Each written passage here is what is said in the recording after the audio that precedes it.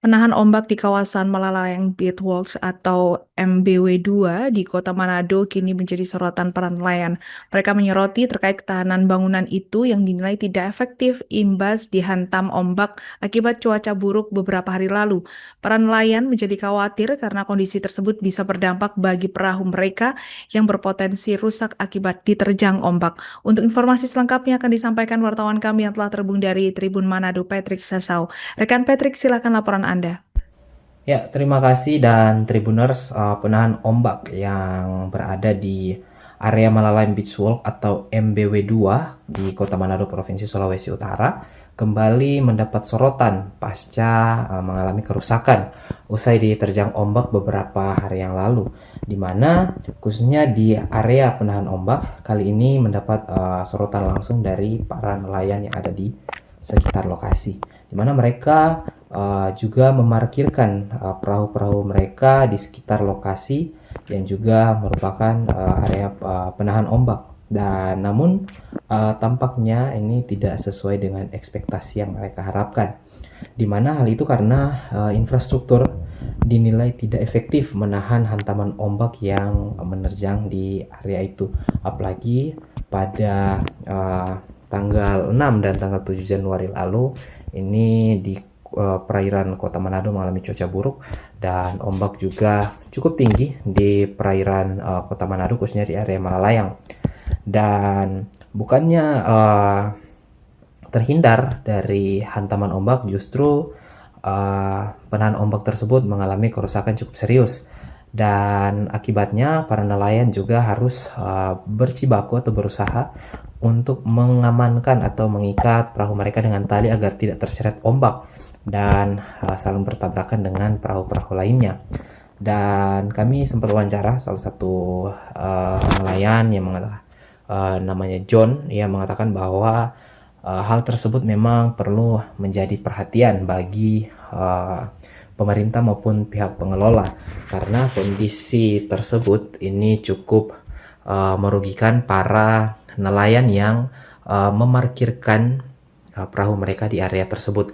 Apalagi Tribuners, untuk pembangunan MBW2 ini baru saja diresmikan dan dibuka secara umum pada tahun kemarin, yang dimana MBW2 ini merupakan tahap pembangunan lanjutan dari Malalayang Beach Walk tahap 1. Dan memang untuk kondisi tersebut menjadi sorotan, apalagi saat hantaman ombak ini menerjang, dan ini juga menjadi perhatian dari para nelayan maupun para warga sekitar.